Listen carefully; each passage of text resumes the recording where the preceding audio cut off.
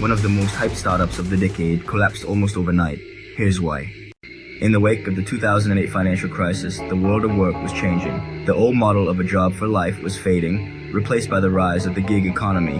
Freelancers, startups, and entrepreneurs were the new pioneers, but they lacked a proper home base. Traditional office rentals were out of reach, demanding long, expensive leases that a small, agile business couldn't risk. The alternative was often a lonely existence, hopping between noisy coffee shops, constantly searching for a power outlet. And it was into this gap that WeWork stepped, with what seemed like a revolutionary idea. It started as a dream, to create beautiful, flexible co-working spaces designed not just for work, but for genuine community. A place where you could build your business and find your tribe. The face of this dream was its co-founder and CEO, Adam Neumann, a towering, charismatic figure with a messianic vision for the future of work. Alongside his co-founder, architect Miguel McKelvey, he crafted spaces that felt less like offices and more like exclusive social clubs, complete with free-flowing craft beer and a constant stream of networking events. Neumann was a master storyteller, and he sold a narrative that captivated investors. The money poured in, most notably billions from SoftBank's Vision Fund. This capital injection fueled a growth trajectory that was nothing short of breathtaking. WeWork exploded across the globe, opening new locations at a dizzying pace. Its valuation soared, reaching a staggering $47 billion, making it one of the most valuable startups in the world. On the surface, it was an unstoppable success story, but beneath the designer furniture and kombucha on tap, deep-seated problems were festering. The company's business model was inherently risky, locking into long-term expensive leases while offering members short-term, flexible contracts. This relentless pursuit of growth was burning through cash at an alarming rate. Furthermore, troubling questions began to emerge about the company's lavish, party-fueled culture and Neumann's erratic behavior. Behavior, alltså det där den är så artikel and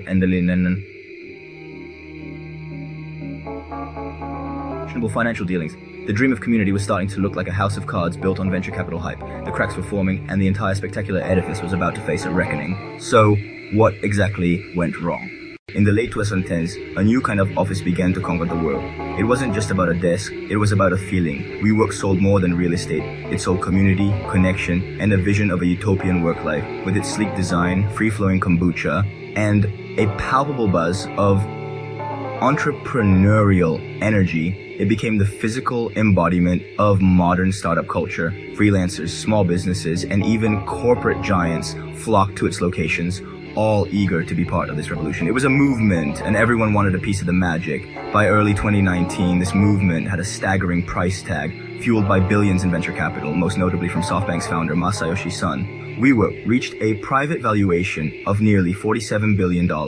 This number was astronomical, dwarfing established real estate giants. The justification, WeWork insisted it wasn't a real estate company, it was a technology company. A space as a service platform poised to disrupt an entire industry. Investors, mesmerized by the growth narrative, bought into this story completely, pouring money into the company at a dizzying pace.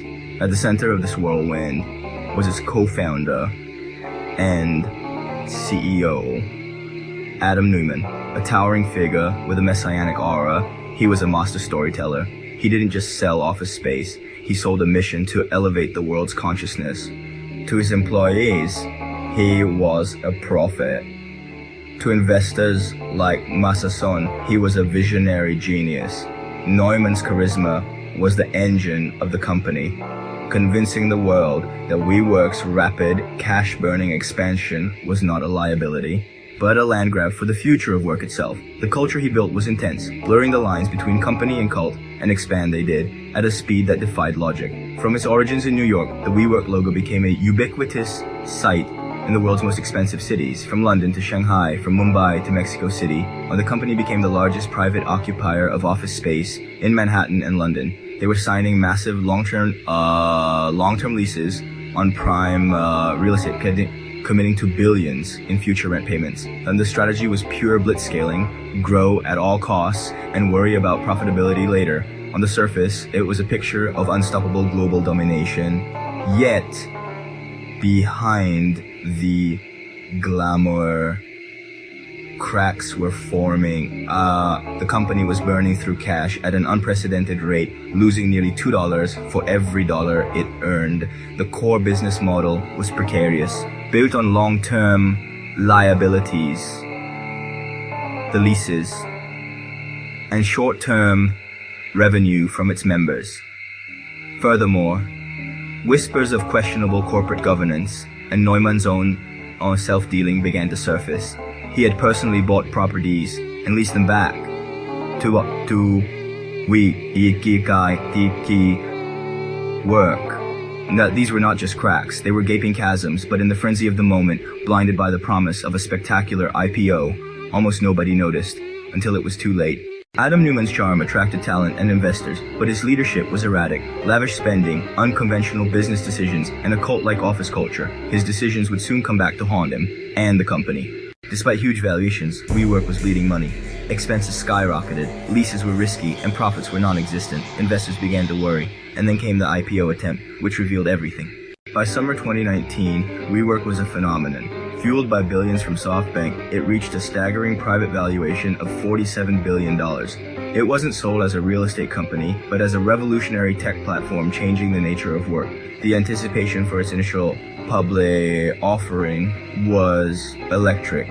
Wall Street was ready to welcome the next great unicorn. Adam Neumann, its charismatic co-founder, was on top of the world, and the IPO was meant to be his coronation. Then, on August 14th, 2019, the company filed its S-1 registration. This document is meant to give investors a clear, unvarnished look at a business. For WeWork, it was less of a prospectus and more of a confession. The moment it went public, the carefully constructed narrative began to unravel. The world was about to see what lay beneath the kombucha on tap and the neon signs proclaiming "hustle harder." The financial disclosures were shocking. The filing revealed that in 2018, WeWork lost an astonishing $1.9 billion on revenues of just $1.8 billion. It was burning cash at an unsustainable rate with no path to profitability. But the numbers were only part of the story. The document was littered with red flags around Adam Neumann's conflicts of interest. He trademarked the word "we" and charged the company nearly $6 million to use it. He took out hundreds of millions in loans from the company. He owned buildings. WeWork paid him rent to lease. And the corporate governance was equally alarming, giving Neumann 20 times the voting power of ordinary shareholders, cementing his control indefinitely. The reaction from the financial press and potential investors was swift and brutal. The S-1 was openly mocked for its bizarre language, including a dedication to the energy of we. While its confidence didn't just shatter, it evaporated. The planned $47 billion valuation became a punchline. As the company embarked on its investor roadshow, the valuation was slashed to $20 billion, then to $15 billion, and still, there were no takers. Investors were horrified by the combination of staggering losses and unchecked self-dealing. Facing a full-blown crisis and a complete rejection from the public markets, WeWork had no choice. The IPO was officially withdrawn. The company, once a startup darling, was now a pariah, hemorrhaging cash and teetering on the brink of insolvency. Its leader was disgraced, and its biggest backer, SoftBank, faced a monumental loss. The dream was over, but the story wasn't. What happened next changed everything. Neumann stepped down. SoftBank took control. WeWork survived, but its valuation dropped below $10 billion. Lessons on ambition, greed, and oversight were clear. Rapid growth isn't always good. Leadership matters. Investors must scrutinize valuations, and culture can make or break a company. So, was it vision, luck, or poor management? The answer might surprise you. If you enjoyed this story, hit subscribe, leave a like, and comment which part shocked you the most. Don't forget to check us out on TikTok.